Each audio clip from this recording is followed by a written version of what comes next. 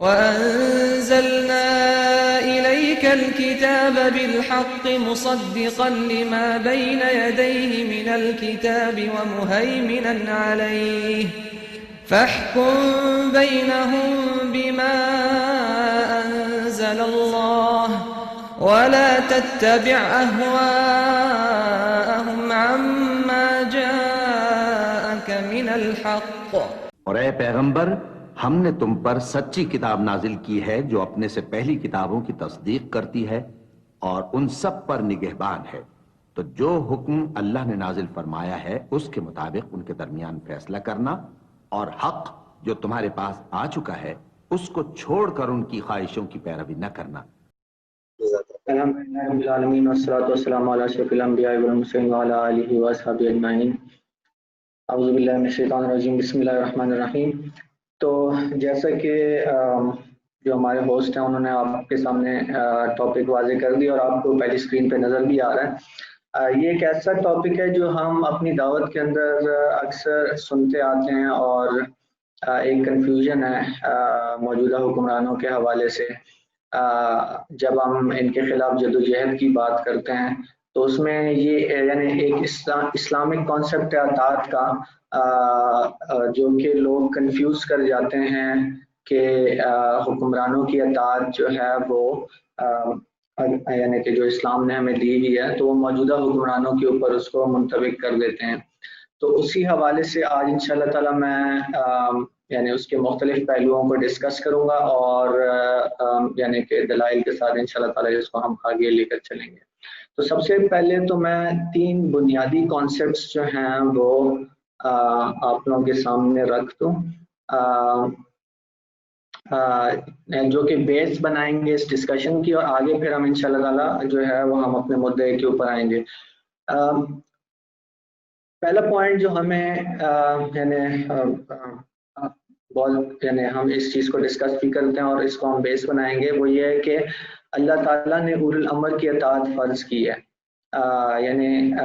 قرآن کی واضح آیات اور رسول اللہ صلی اللہ علیہ وسلم کی احادیث اس کے اوپر موجود ہیں۔ آپ کے سامنے 2 ایویڈنسز آ رہے ہیں۔ قرآن میں اللہ سبحانہ تعالیٰ نے فرمایا، یا اعوذ باللہ من الشیطان الرجیم، بسم اللہ الرحمن الرحیم، یا ایھا الذین آمنوا اطیعوا اللہ واطیعوا الرسول اولی الامر منکم۔ تو اس میں واضح طور پہ جو واضح حکم ہے کہ اطاعت کرو اللہ کی، اطاعت کرو رسول صلی اللہ علیہ وسلم کی، اور اپنے میں سے اولو الامر یعنی کہ حکمرانوں کی۔ اسی طرح ہمیں نظر آتا ہے رسول اللہ صلی اللہ علیہ وسلم کی حدیث میں، یہ نظر ہے، اس کو مجھے سلائیڈ نظر نہیں آ رہی تھی جی یہ مسلم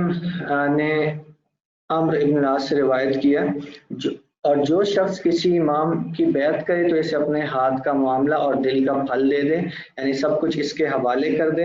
پھر اسے چاہیے کہ وہ حسب استطاعت اس کی اطاعت بھی کرے، اور اگر کوئی دوسرا شخص آئے اور پہلے خلیفہ سے تنازع کرے تو دوسرے کی گردن اڑا دو۔ تو اس میں بھی اطاعت کا ذکر ہو رہا ہے، اور بہت واضح حکم ہے کہ جو مسلمانوں کا امام ہوتا ہے، خلیفہ ہوتا ہے، حکمران ہوتا ہے، اس کے اوپر جب بیعت کر دی جاتی ہے تو مکمل طور پہ جو اطاعت ہے وہ اس کے حوالے کر دی جاتی ہے، اور سمعنا اور اطعنا والا جو معاملہ ہے وہ کیا جاتا ہے۔ اس کے ایویڈنسز بہت زیادہ ہیں، لیکن میں نے 2 آپ لوگوں کے سامنے رکھے ہیں جس سے یہ چیز واضح ہوتی ہے، اور جہاں سے یہ کنفیوژن اصل میں سٹارٹ ہوتی ہے۔ تو یہ پہلا کانسیپٹ ہے جو کہ اس ڈسکشن سے ریلیٹڈ ہے۔ دوسرا حکم جو ہمیں اسلام میں ملتا ہے وہ یہ ہے کہ اگرچہ اطاعت اولو الامر کی فرض ہے اور واجب ہے، لیکن اطاعت معروف میں ہے، معصیت میں نہیں۔ رسول اللہ صلی اللہ علیہ وسلم کا واضح ارشاد ہے، لا طاعت فی معصیت اللہ، اللہ کی نافرمانی میں کسی کی اطاعت جائز نہیں۔ انما الطاعت فی المعروف، اطاعت تو نیک کاموں میں یعنی کہ معروف میں ہی ہوتی ہے۔ اسی طرح ابن عمر سے روایت ہے، رسول اللہ صلی اللہ علیہ وسلم نے فرمایا، ایک مسلمان پر لازم ہے کہ وہ سنے اور اطاعت کرے۔ ٹھیک ہے، سمعنا و اطعنا، یہ جو کانسیپٹ ہے اطاعت والا، وہ اسے پسند کرتا ہو یا نہیں، سوائے جب اسے معصیت کا حکم دیا جائے۔ بس اسے اگر معصیت کا کام کرنے کا حکم دیا جائے تو وہ نہ تو سنے اور نہ ہی اطاعت کرے۔ تو یہ ایک بہت اہم کانسیپٹ ہے جو ہمیں سمجھنا چاہیے کہ حکمرانوں کی جو اطاعت ہمارے اوپر فرض ہے وہ صرف اور صرف تب تک ہے جب تک وہ ہمارے اندر اسلام سے حکمرانی کر رہے ہیں. جیسے ہی وہ اسلام کے خلاف کوئی حکم نافذ کریں گے تو ادھر ان کی اطاعت ختم ہو جاتی ہے. تیسرا کانسیپٹ جو ہمیں سمجھنا چاہیے جو اسلام سے ہی ہے حکمرانی اور اطاعت کے حوالے سے، وہ یہ ہے کہ حکمران کی اطاعت لازم ہے چاہے حکمران ظالم بھی ہو، چاہے وہ لوگوں کا مال کھائے، ناحق مال کھائے، لوگوں کے اوپر ظلم کرے، سختیاں کرے، یعنی کہ مختلف قسم کی یعنی کرپشنز کرے، لیکن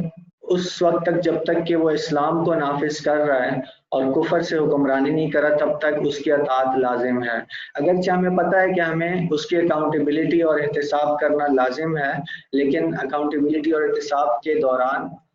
اس کی اطاعت پھر بھی جاری رہے گی. اور اس کے بارے میں حدیث میں رسول اللہ صلی اللہ علیہ وسلم نے فرمایا امیر کی بات سن اور مان، اگرچہ تیرا مال تجھ سے چھینا جائے یا تیری پیٹھ پر مارا جائے. اور یہ میں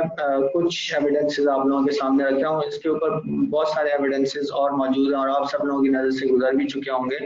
اور یہ کانسیپٹس بھی بہت حد تک آپ لوگوں کے اندر ڈسکس ہو چکے ہوں گے، لیکن کیونکہ یہ بنیاد بنیں گے تو میں نے اس کو پریزنٹیشن کے سٹارٹ میں رکھا ہے کہ پھر آگے ہم اس کے اوپر اپنی ڈسکشنز کو کنٹینیو کریں گے. تو ہم نے اطاعت کرنی ہے ہر حال میں. جب ہم ایک دفعہ بیعت کر لیتے ہیں حکمران کی، ہم نے اطاعت کرنی ہے چاہے حکمران ظلم ہی کیوں نہ کر رہا ہو، یہاں تک کہ وہ کفر نہ نافذ کرے. اس کے علاوہ بھی کچھ ایویڈنسز ہیں. بخاری کی حدیث ہے جو کسی بھی امیر اپنے امیر میں سے کوئی ایسی بات دیکھے جو اسے ناپسند ہو تو وہ اس پر صبر کرے، کیونکہ جو کوئی بھی مسلمانوں کی جماعت سے بالش برابر بھی الگ ہو اور اسی حالت میں اسے موت آ گئی تو وہ جاہلیت کی موت مرا. تو جماعت کے ساتھ جڑے رہنا، ادھر جماعت سے مراد امت یا مسلمانوں کی جماعت ہے، اور وہ جب تک آپ کسی حکمران کی اطاعت میں رہتے ہیں اور اس کی بیعت کے اندر رہتے ہیں تو تب تک آپ اس جماعت کے ساتھ جڑے رہتے ہیں. تو حدیث میں واضح طور پہ جماعت کے ساتھ جڑے رہنے کے احکامات ہیں، جن میں سے ایک حدیث یہ بھی ہے، اور یہ اسی صورت میں ہوگا جب اطاعت جو ہے وہ امیر کی جاری رہے گی، تمام امت اپنے حکمران کی یا خلیفہ کی اطاعت جاری رکھے گی. اسی طرح ایک اور حدیث میں جب دو خلیفہ کی بیعت کی جائے تو بعد والے کو قتل کر دو. تو ادھر بھی یہ چیز واضح ہو رہی ہے کہ جب ایک خلیفہ کے اوپر بیعت ہو گئی تو پھر اس کی اطاعت کی جائے گی اور کوئی کسی دوسرے کو بیچ میں نہیں آنے دیا جائے گا، یا کسی بھی قسم کی بغاوت کو یا کوئی اور اس کے خلاف اٹھ کھڑا ہو یا اس کے مقابلے میں خلیفہ خلافت کا دعوے دار بن جائے تو اس کو ایکسیپٹ نہیں کیا جائے گا. تو یہ جو کانسیپٹس ہیں جو ابھی میں نے آپ کے سامنے 3 بنیادی کانسیپٹس رکھے ہیں، یہی وہ کانسیپٹس ہیں جہاں پر ہمارے دور کے بعض علماء نے ان آیات کو اور ان حدیث کو موجودہ حکمرانوں، ہمارے جو موجودہ حکمران ہیں ان کے اوپر منطبق کر دیا، اپلائی کر دیا. اور یہ تھرو آؤٹ دا گلوب، یعنی کہ جنرلی آپ دیکھیں تو ایسا ہی ہے. یہ صرف پاکستان کے علماء کا مسئلہ نہیں ہے، بلکہ اگر ہم مسلم ورلڈ میں نظر دوڑائیں، سعودی عرب کے اندر نظر دوڑائیں، مصر کے اندر نظر دوڑائیں، ترکی کے اندر نظر دوڑائیں، مطلب جہاں جہاں ہمیں نظر آتا ہے جنرلی علماء نے ان حکمرانوں کو ایکسیپٹ کیا ہوا ہے ایز اولو الامر، اور ان کی اطاعت کا جو ہے وہ کانسیپٹ اپنایا ہوا ہے. اور امت کو بھی جب وہ پریچ کرتے ہیں اور لوگوں کو بتاتے ہیں تو وہ امت میں بھی اس چیز کو ایسی لے کے آتے ہیں کہ ٹھیک ہے ہم نے اس نظام کے خلاف، اگر وہ اس نظام کے خلاف جدوجہد بھی کیوں نہ کر رہے ہوں. یعنی اس کی واضح مثال جماعت اسلامی، JUI، پاکستان کی اگر مثال لے لیں، جو کہ اس نظام کو نہیں مانتے اور اسلامی نظام کو قائم، یعنی اوور آل اس نظام کو ویسے وہ مانتے ہیں کیونکہ وہ اس آئین کو مانتے ہیں، لیکن جو یعنی ان کا کہنا یہ ہے کہ آئین دراصل امپلیمنٹ نہیں ہو رہا صحیح طریقے سے، اور اس کی اس موجودہ نظام کی وہ یعنی اس کی اپوزیشن کرتے ہیں اس سینس میں کہ ہم اس کو چینج کر کے صحیح طریقے سے اسلام کو ہم نافذ کریں گے. تو اگرچہ وہ نظام کو چینج کرنے کی بھی بات کر رہے ہیں، لیکن اس کے ساتھ ساتھ بھی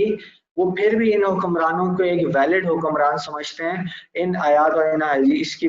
اور ان حدیث کی نظر میں ان کی اطاعت کو واجب یا لازم قرار دیتے ہیں. یہاں تک کہ اگر ان حکمرانوں سے بغاوت کی جائے تو ان کو قتل کرنے کو بھی واجب قرار دے دیتے ہیں. اس کی واضح مثالیں جو مسلح تحریکیں جو ہماری افواج کے خلاف جو ہے وہ یعنی کہ چل رہی ہوتی ہے، ان کے خلاف جب یہ لوگ فتاوی جاری کر رہے ہوتے ہیں تو وہ یہی کہہ رہے ہوتے ہیں کہ یہ بغاوت ہے موجودہ حکمرانوں کے خلاف اور یہ جو ہے جائز نہیں ہے اسلام میں. جو یعنی کہ بعض علماء جو ہمارے ہیں یہاں کے اور یعنی کہ ان کو خوارج کا بھی ایک یعنی جو ہمیں نظر آتا ہے بہت زیادہ ایک پروپیگنڈا ہے کہ وہ لوگ جو کہ موجودہ حکمرانوں کے خلاف بغاوت کر رہے ہیں وہ آج کے دور کے خوارج ہیں. تو اس وجہ سے اس امت کے اندر یہ کانسیپٹ بہت یعنی کنفیوز ہو گیا کیونکہ علماء بھی اس کو اس طریقے سے بیان کر رہے ہوتے ہیں. تو لہٰذا ایسے وقت میں ہمارے اوپر لازم ہو جاتا ہے کہ ہم اس کانسیپٹ کو کلیریفائی کریں اور ہم اس امت کو بتا سکیں کہ یہ وہ حکمران نہیں ہیں جن کی اطاعت کا حکم دیا گیا ہے، اور جو شریعت سے ہمیں ایویڈنسز ملتے ہیں اس میں ان کے دلائل کو یعنی گہرائی کے ساتھ لوگوں کے سامنے رکھ سکیں تاکہ لوگوں کو یہ واضح ہو جائے. اور اگر ان علماء کے سامنے بھی ہم لے کر جا سکیں اور ان میں سے بھی کچھ لوگ کنونس ہو سکیں تو یہ ہماری بہت بڑی ایک اچیومنٹ ہوگی. تو آئیے ہم اب ذرا آتے ہیں ان پوائنٹس کے اوپر جہاں سے ہمیں یہ اس مسئلے کی گہرائی کا اور اس کے ایویڈنسز کی یعنی اپلیکیشن کا تفصیل سے پتہ چلے گا. تو سب سے پہلا پوائنٹ حکمرانوں کی اطاعت کے اندر یہ ہے کہ اسلام میں حکمرانوں کو حکمرانی کا حق صرف اور صرف بیعت کے ذریعے حاصل ہوتا ہے. بیعت ہی وہ واحد ٹول ہے جس کے ذریعے سے وہ اس بات کے حقدار ہوتے ہیں کہ ان کی اطاعت کی جائے. اور یعنی بیعت کے بغیر کبھی بھی کسی حکمران کو حکمران تصور نہیں کیا جا سکتا، صرف اس بنیاد پہ کہ وہ اس وقت اتھارٹی میں ہے یا اس کے پاس طاقت ہے اور وہ زور کے اوپر اپنی اتھارٹی منوا سکتا ہے. یہ اس چیز کا ثبوت نہیں ہے کہ وہ یعنی شرعی حکمران ہے. اگرچہ وہ اصل میں حکمرانی کر رہا ہوگا یعنی پریکٹیکلی وہ حکمرانی کر، لیکن شرعی طور پہ ایک حکمران اس کو تصور کیا جائے گا، ایک درست شرعی حکمران اس کو تصور کیا جائے گا جو امت سے بیعت کے ذریعے حکمرانی کے اندر آئے گا. اور اس کے ایویڈنسز میں ہمیں مسلم میں رسول اللہ صلی اللہ علیہ وسلم کی یعنی ابو حازم سے روایت ہے کہ وہ کہتے ہیں میں 5 سال تک ابو ہریرہ کی صحبت میں رہا اور میں نے انہیں نبی صلی اللہ علیہ وسلم سے یہ بیان کرتے ہوئے سنا کہ آپ صلی اللہ علیہ وسلم نے فرمایا بنی اسرائیل کی سیاست انبیاء کرتے تھے، جب کوئی نبی وفات پاتا تو دوسرا نبی اس کی جگہ لے لیتا، جبکہ میرے بعد کوئی نبی نہیں بلکہ بڑی کثرت سے خلفاء ہوں گے. اور یہ حدیث آپ لوگوں نے بہت سن رکھی ہے. آپ صلی اللہ علیہ وسلم صحابہ نے پوچھا آپ صلی اللہ علیہ وسلم ہمیں کیا حکم دیتے ہیں؟ آپ صلی اللہ علیہ وسلم نے فرمایا تم ایک کے بعد دوسرے کی بیعت کرو. تو یہاں سے ہمیں نظر آتا ہے کہ جو حکمرانی ہے وہ پہلے انبیاء کے پاس تھی، ان کے بعد خلفاء کے پاس آئے گی، اور اس میں بیعت کا ذکر ہوا ہے کہ ایک کے بعد دوسرے کی بیعت کرو اور انہیں ان کا حق ادا کرو. پھر اس کے بعد ہمیں ایویڈنسز بہت زیادہ ہیں، میں ان میں سے چند کو کوٹ کروں گا. بخاری میں روایت ہے ہم نے پسند اور ناپسند دونوں حالتوں میں سننے اور اطاعت کرنے پر رسول اللہ صلی اللہ علیہ وسلم کی بیعت کی، اور اس بات پر کہ ہم اہل عمل کے ساتھ نزاع نہیں کریں گے اور ہم حق کے لیے اٹھ کھڑے ہوں گے یا حق بات کہہ دیں گے خواہ جس بھی حالت میں ہوں. تو ادھر بھی رسول اللہ صلی اللہ علیہ وسلم کی بیعت کا ذکر ہے، جس سے نظر آتا ہے کہ حکمرانی بیعت کے بعد ہی ملتی ہے کسی حکمران کو. اسی طرح صحیح مسلم میں روایت ہے رسول اللہ صلی اللہ علیہ وسلم نے فرمایا جس نے اطاعت سے ہاتھ کھینچ لیا وہ قیامت کے دن اللہ تعالیٰ سے ایسی حالت میں ملے گا کہ اس کے پاس اپنے اس عمل کی کوئی حجت نہیں ہوگی، اور جو کہ اس حال میں مرا کہ اس کی گردن میں بیعت کا توق نہ ہو تو وہ جاہلیت کی موت مرا. تو یہ ایویڈنسز ہم لوگ پہلے بھی کئی دفعہ سن چکے ہیں، یہ ایسا نہیں کہ کوئی نئے ایویڈنسز ہیں، لیکن یہاں سے ایک چیز واضح ہوتی ہے. یہ پوائنٹ اصل میں یعنی اکراس کرنا چاہ رہا ہوں کہ یہ پوائنٹ ہمیں اس امت کو سمجھانا ہے کہ حکمرانی کسی بھی حکمران کو تب یعنی شرعی طور پہ تب حکمرانی ملے گی جب وہ امت سے بیعت لے گا. یہ وہ واحد ٹول ہے, یہ وہ واحد ذریعہ جس کے ذریعے سے شرعی طور پہ کسی بندے کو حکمران تصور کیا جاتا ہے, اور تب ہی اس کی اطاعت جو ہے, جب وہ شرعی طور پہ حکمران تصور کیا جائے گا تب ہی اس کی اطاعت ہمارے اوپر واجب ہوگی.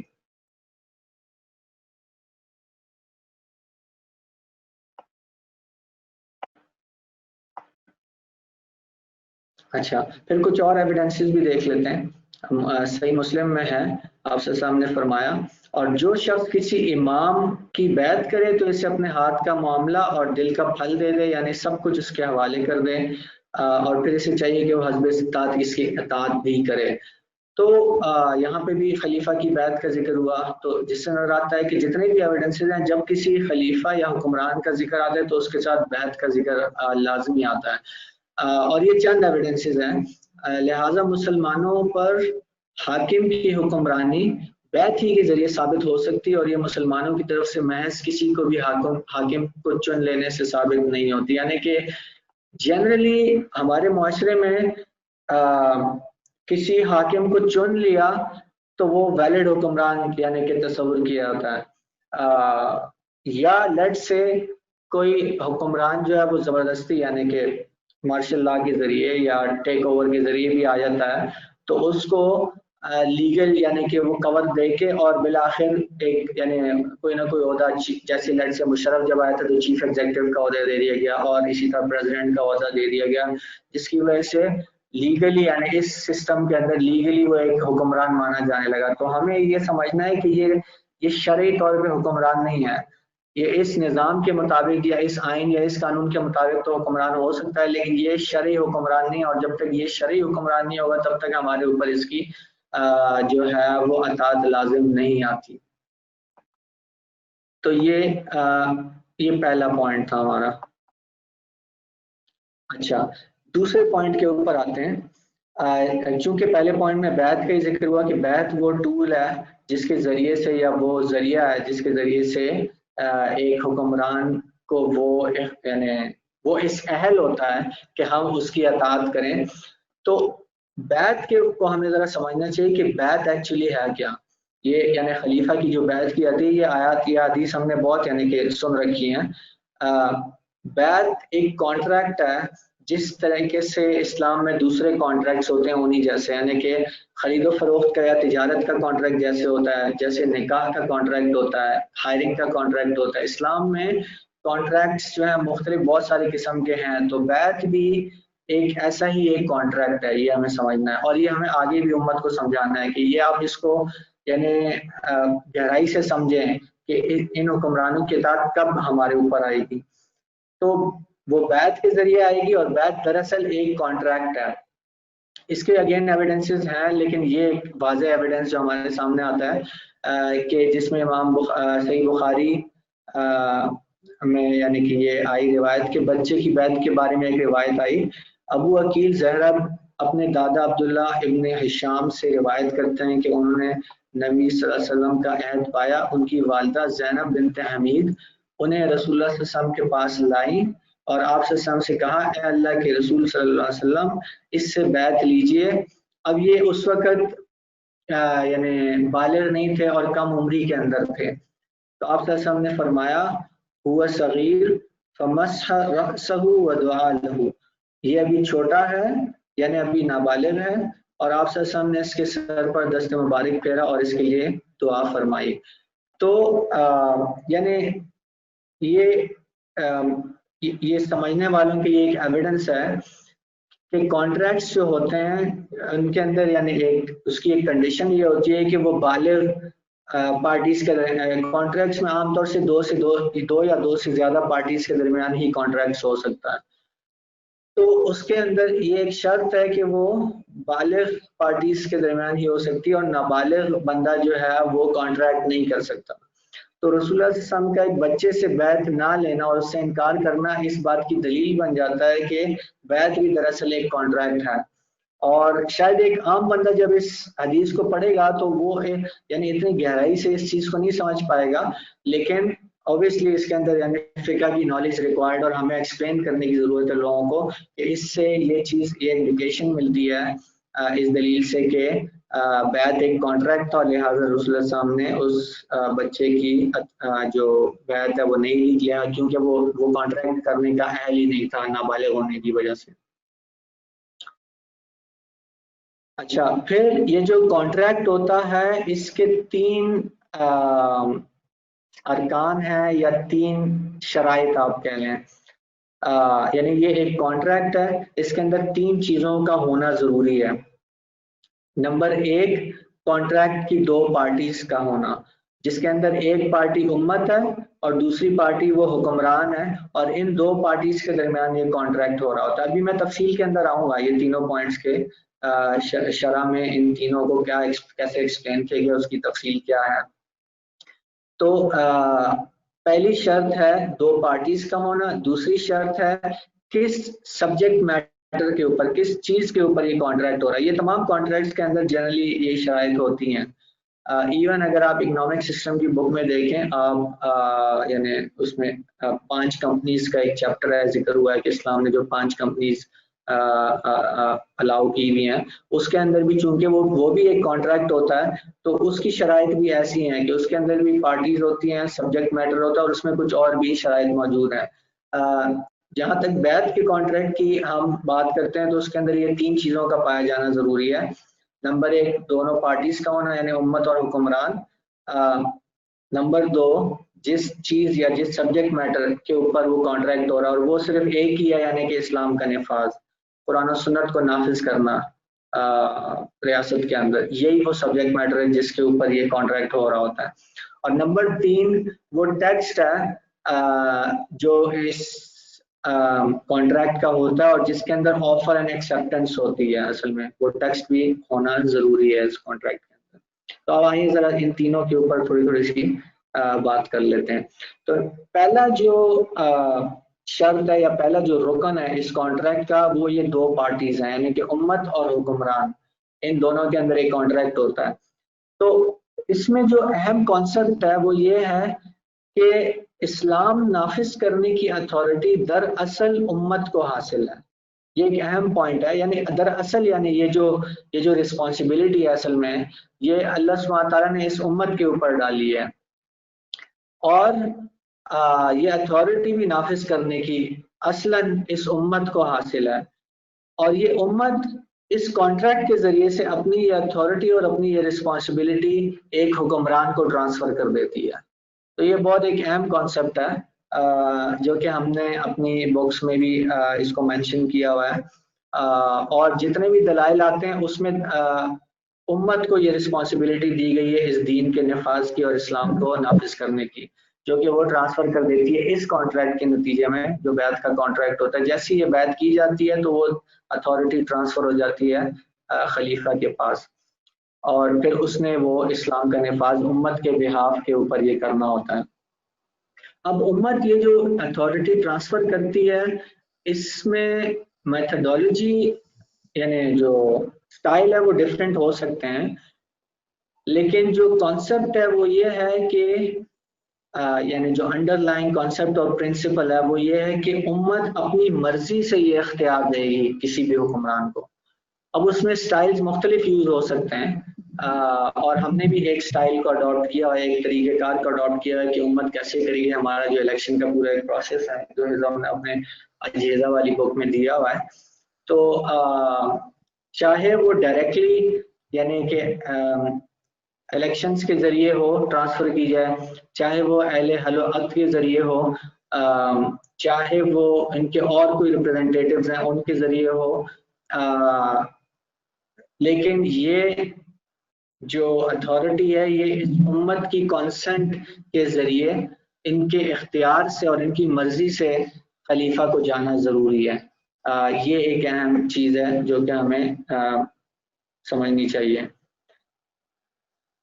پھر اس جو عقد کے دونوں فریق ہیں جن کو عاقدین کہا جاتا ہے، اس میں جو حکمران ہے اس کے لیے جو لازم چیز ہے وہ یہ کہ اس کے اندر 7 شرائط کا ہونا ضروری ہے۔ اور یہ 7 شرائط ہم بہت ڈسکس کر چکے ہیں، آپ لوگوں کو پتہ ہی ہوں گی، مسلمان ہونا، مرد ہونا، بالغ عاقل ہونا، آزاد ہونا، عادل ہونا اور کیپیبل ہونا. تو یہ 7 وہ شرائط ہیں جو حکمران کے اندر ہونا لازم ہے. تو ان 2 پارٹیز کے اندر یعنی جو کانٹریکٹ ہوگا، تو یہ کانسیپٹ ہمیں سمجھنا چاہیے کہ حکمران کے لیے 7 شرائط کا ہونا ضروری ہے، اور امت کے پاس دراصل اتھارٹی جو کہ وہ ٹرانسفر کرتی ہے حکمران کو ایک بیعت کے ذریعے. پھر دوسرا جو رکن ہے اس کانٹریکٹ کا، یا جو دوسری شرط ہے، وہ سبجیکٹ میٹر ہے، اور جو کہ اسلام کا نفاذ ہے. اور یہاں پہ وہ دلیل آ رہی ہے، جیسے میں نے پہلے پچھلے پوائنٹ میں بھی کہا کہ اصلاً یہ مسلمانوں کے اوپر فرض ہے کہ اللہ سبحانہ تعالیٰ کے نظام کو اس دنیا کے اوپر نافذ کیا جائے اور غالب کیا جائے. تو قرآن و سنت کا نفاذ یا شریعت کا نفاذ کیا جائے، یہ دراصل مسلمانوں کے اوپر فرض ہے. اللہ سبحانہ تعالیٰ قرآن میں فرماتے ہیں سورہ مائدہ میں، اور ہم نے آپ کی طرف یہ کتاب حق کے ساتھ نازل کی، یہ اپنے سے پہلے کتابوں کی تصدیق کرتی اور ان پر حاوی ہے، بس ان کے درمیان اللہ کے نازل کردہ احکامات کے مطابق فیصلہ کریں، اور جو حق آپ کے پاس آیا ہے اس کے مقابلے میں ان کی خواہشات کی پیروی نہ کیجیے گا. تم میں سے ہر ایک کے لیے ہم نے الگ الگ شریعت اور طریقہ بنایا ہوا. تو فَاحْكُمْ بَيْنَهُمْ بِمَا أَنزَلَ اللَّهُ وَلَا تَتَّبِعْ أَهْوَاءَهُمْ. بس ان کے درمیان اللہ کے نازل کردہ احکامات کے مطابق فیصلہ کریں اور ان کی خواہشات کی پیروی نہ کریں. تو یہ یعنی کہ ون آف دا ایویڈنسز ہے جس میں نظر آتا ہے کہ یہ امت کو مخاطب کر کے امت کو یہ رسپانسبلٹی دی گئی ہے کہ اللہ نے جو نازل کیا ہوا یعنی کہ قرآن سنت اس کے ذریعے حکمرانی کی جائے. تو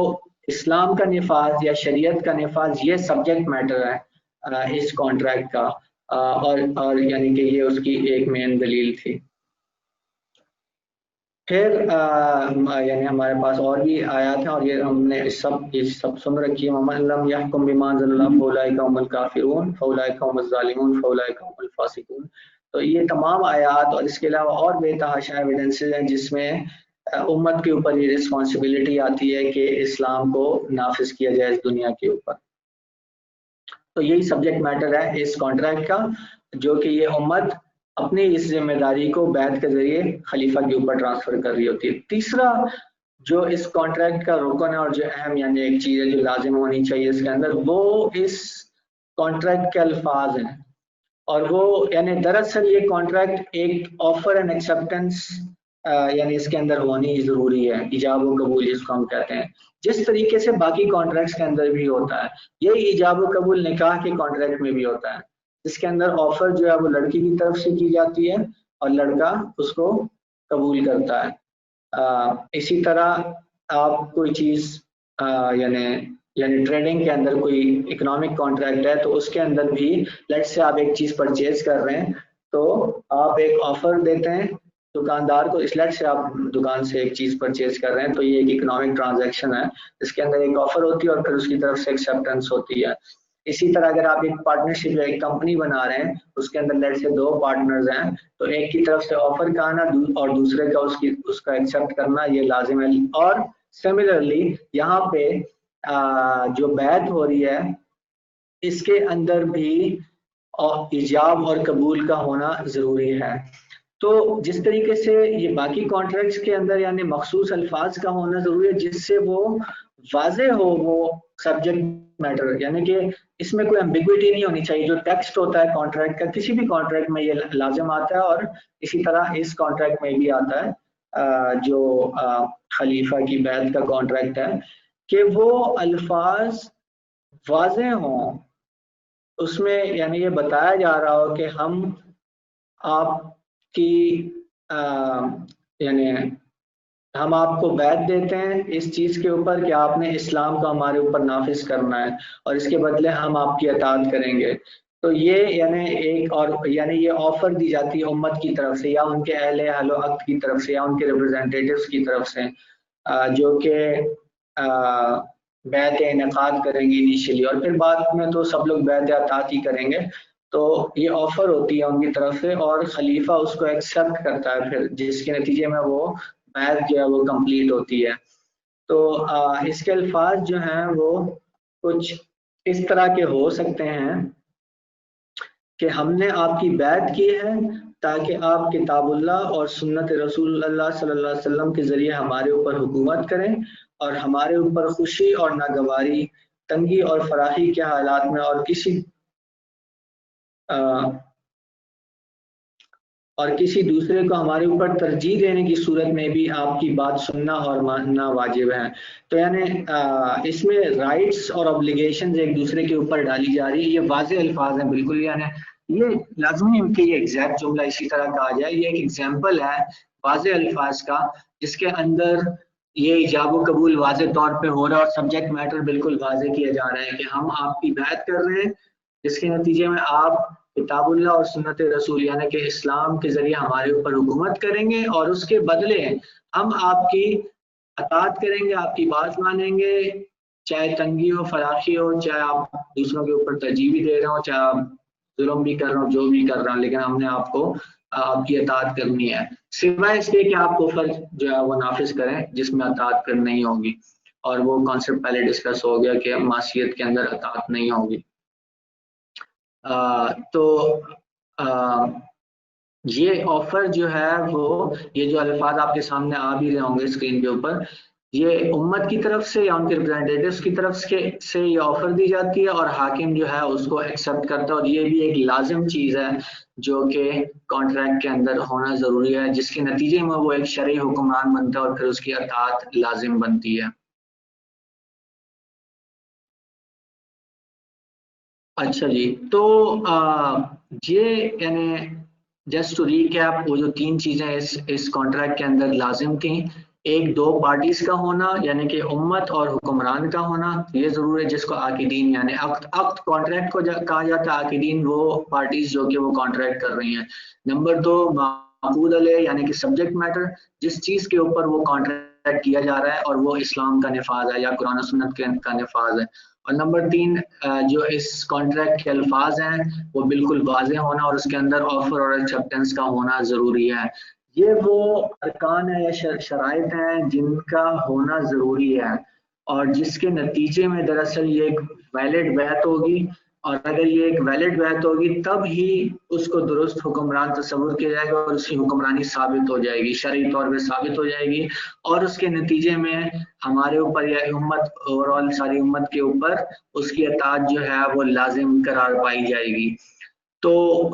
یہ وہ ڈیٹیلز ہیں جو ہمیں سمجھنا ضروری ہیں اور ہمیں اس امت تک لے کر جانی ہے۔ تو آئیے اب ذرا دیکھتے ہیں انہی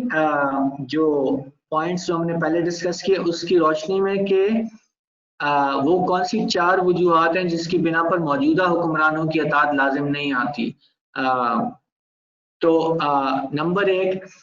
موجودہ حکمران شرعی بیعت کے ذریعے حکمران نہیں بنے۔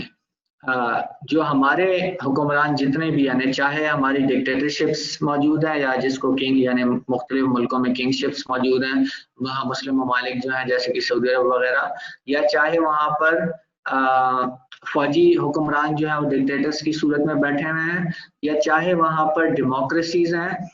کسی نے بھی یعنی کوئی ایک بھی ملک میں کوئی ایسا حکمران نہیں، مسلمان ملک میں کوئی ایسا حکمران نہیں جو بیعت کے ذریعے حکمران بنا ہو،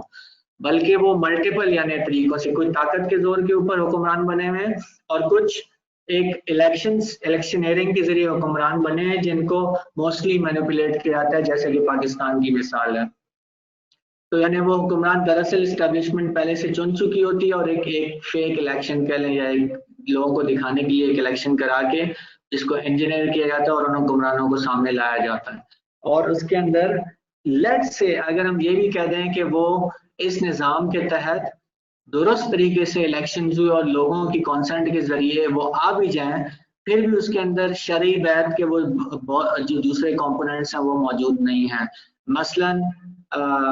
جو سبجیکٹ میٹر ہے اسلام کا نفاذ کا ہونا، یہ چیز کہاں پر موجود ہے؟ یعنی کون سا حکمران یہ وعدہ لے کے آیا ہے حکمرانی کے اندر کہ وہ امت سے یہ وعدہ کر رہا ہوں کہ میں قرآن و سنت کا نفاذ کروں گا، میں حکمران بنایا جا رہا ہوں اس صورت میں کہ میں قرآن و سنت کا نفاذ کروں گا۔ تو ایک بھی اگر شرط یعنی کہ ختم ہو جائے، جو شرعی بیعت کی شرط ہے وہ بیعت ویلڈ تصور نہیں کی جائے گی، اور یعنی کہ اگر بیعت ویلڈ نہیں ہوگی تو وہ حکمران بھی شرعی حکمران تصور نہیں کیا جائے گا۔ تو ہمیں نظر آتا ہے نمبر 1 پہلا پوائنٹ، موجودہ حکمران شرعی بیعت کے ذریعے حکمران نہیں بنے، لہٰذا یہ شرعی حکمران نہیں اور ہمارے اوپر ان کی اطاعت لازم نہیں ہے۔ نمبر 2، ان حکمرانوں میں 7 شرائط میں سے بعض یقیناً موجود نہیں ہیں، خاص طور سے عادل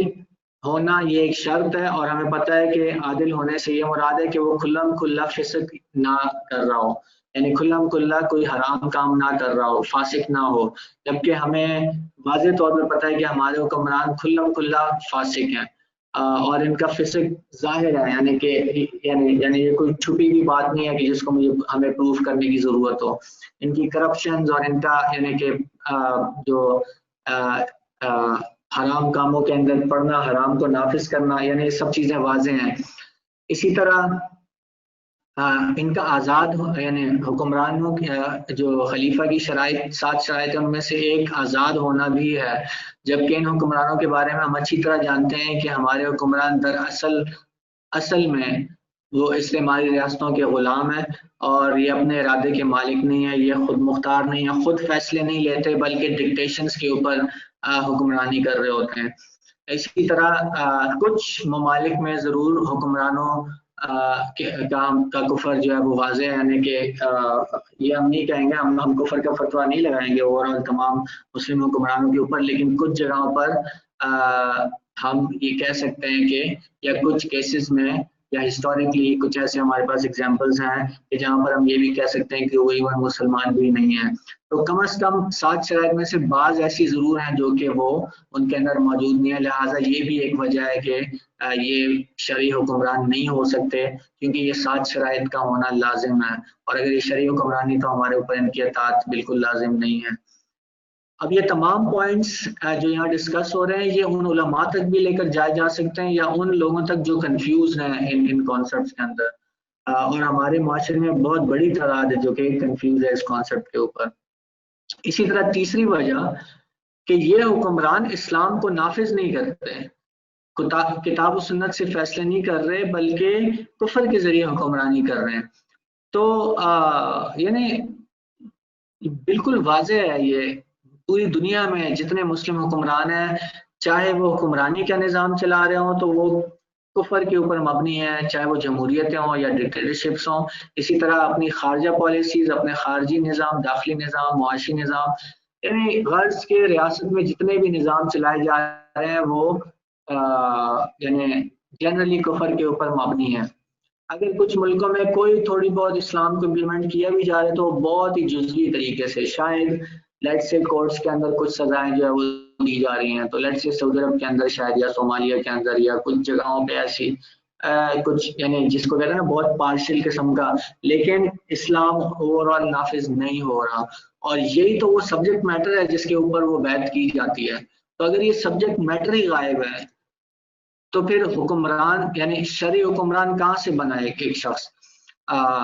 اور یہ بہت بڑی ریزن ہے جو کہ لازم یعنی جو وجہ بنتی ہے کہ ان موجودہ حکمرانوں کی اطاعت ہمارے اوپر لازم نہیں ہے۔ اسی طرح چوتھی وجہ جو ہماری نیشن سٹیٹ کا کانسیپٹ، اور جس طرح ہمارے امت جو ہے وہ 55 ممالک کے اندر 55 ٹکڑوں کے اندر بٹی ہوئی ہے، اور ہر ملک کے اندر اپنے حکمران ہوتے ہیں، جبکہ اسلام میں پوری دنیا میں ایک وقت میں مسلمانوں کے 2 حکمران نہیں ہو سکتے، یہ جائز نہیں ہے۔ تو چاہے وہ اتفاق رائے سے ہوں جیسے آج ہیں کہ وہ اتفاق رائے سے ہیں، کوئی ایک دوسرے سے اختلاف نہیں کر رہے، لیکن چاہے وہ اتفاق رائے سے ہوں یا اختلاف رائے سے ہوں یا ایک جگہ ہو یا علیحدہ علیحدہ جگہوں پر، ایک سے زیادہ یعنی خلیفہ نہیں ہو سکتے، ایک وقت میں مسلمانوں کے 2 خلفاء نہیں ہو سکتے۔ تو یعنی پھر یہ کیسے پھر یہ حکمران جو ہمارے اوپر 55 حکمران بیٹھے ہوئے ہیں 55 الگ الگ ممالک میں، یہ کیسے ویلڈ اور شرعی حکمران ہو سکتا ہے، اور کیسے ہمارے اوپر ان کی اطاعت لازم ہو سکتی ہے، جبکہ اسلام نے ہمیں واضح طور پر، اور وہ ایویڈنسز پچھلی سلائڈز میں بھی گزر چکے ہیں اور وہ آپ لوگوں کے سامنے واضح ہیں بالکل۔ تو یعنی ان حکمرانوں نے تو ہمیں ٹکڑوں کے اندر بانٹا ہوا ہے اور تقسیم کیا ہوا ہے اس امت کو، اور اس کے باوجود بھی ہم سے وہ اطاعت کا مطالبہ کرتے ہیں، تو یہ کیسے ہو سکتا ہے کہ ان کی اطاعت جو ہے ہمارے اوپر لازم آتی ہو، جبکہ وہ خود اسلام کی بنیادی یعنی احکامات کو توڑ اور اس کے برخلاف جو ہے وہ حکمران بنے ہوئے ہیں۔ تو یہ 4 ریزنز ہیں جو کہ شرعی ریزنز ہیں اور جو بالکل واضح ہیں، اور اگر یہ سامنے اس طرح کھلے انداز میں لوگوں کے سامنے رکھی جائیں تو irrefutable بن جاتی ہیں، اور بلکہ میں کہوں گا یہ آپ علماء کے سامنے رکھ سکتے ہیں، اور میں یقین سے کہہ سکتا ہوں کہ وہ ان چیزوں کا جواب نہیں دے، کیونکہ یہ واضح ہیں، یہ ایویڈنسز اتنے واضح ہیں کہ یعنی جو بالکل سامنے لے آتے ہیں اس بات کو کہ یہ موجودہ حکمران کیسے ہیں ہمارے شرعی حکمران ہو سکتے ہیں۔ تو یہاں پہ یعنی بیسکلی جو ٹاک ہے وہ اینڈ ہوتی ہے، اور میں اس دعا کے ساتھ اس کو اینڈ کرتا ہوں کہ آئیے اپنی جدوجہد کو تیز کریں، لوگوں کے اندر اسلام کے جو یعنی احیاء ہے اس کے لیے ہم اپنی جو کوششیں ان کو مزید تیز کریں، اور اس امت کو مزید یعنی کہ اویئرنیس کی طرف لے کر، جو اس طرح کی کنفیوژنز موجود ہیں اس امت کے اندر ان کو ہم یک کے بعد دیگرے جو ہے وہ ختم کرتے جائیں، تاکہ یہ امت بالکل واضح ہو کہ ایک جہت میں ایک سمت میں موو ہونا شروع ہو، اور انشاءاللہ تعالیٰ جب یہ ہوگا تو یعنی جو اس امت کی اتھارٹی ہے وہ اس امت کو واپس لوٹائیں گے انشاءاللہ تعالیٰ، ہم ان جابر حکمرانوں سے لے کر ان سے چھین کے، اور انشاءاللہ تعالیٰ اس کی بیس پر قرآن اور سنت کی حکمرانی اور بیعت کے ذریعے خلیفہ کو جو ہے اس کا تقرر کریں، اور یعنی اسلامی طرز زندگی کا عصر نو آغاز اور اسلامی ریاست کو دوبارہ جو ہے وہ قائم کریں۔ تو یہیں پہ میں انشاءاللہ تعالیٰ اپنی بات کو اینڈ کرتا ہوں، صلی اللہ تعالیٰ علیہ خیر خلقہ محمد وعلی آلہ وصحبہ اجمعین، اور کوسچن آنسرز کے لیے سیشن کو میں جو ماڈریٹر ہیں ان کی طرف اس کو لے کر جاتا ہوں۔ جی آمین آمین ثم آمین۔ اللہ تعالیٰ جو آپ کی دعا ہے، اللہ تعالیٰ میں بھی ہم سب جو پارٹیسپینٹس ہیں یہی چاہتے ہیں کہ یہ جو اسلامی طرز زندگی کا عصر نو آغاز جو ہے وہ جلد سے جلد ہو جائے انشاءاللہ تعالیٰ۔ تو جزاک اللہ خیر، بڑی اچھی آج کی ٹاک تھی اور اس میں کافی انفارمیٹیو سیشن تھے۔ اس کے حوالے سے کوئی بھی کویشچن ہوں پارٹیسپینٹس کے تو وہ چیٹس کے اندر جو ہے وہ پوچھ سکتے ہیں، تو میں کویشچن آنسرز کے لیے فلور اوپن کرتا ہوں۔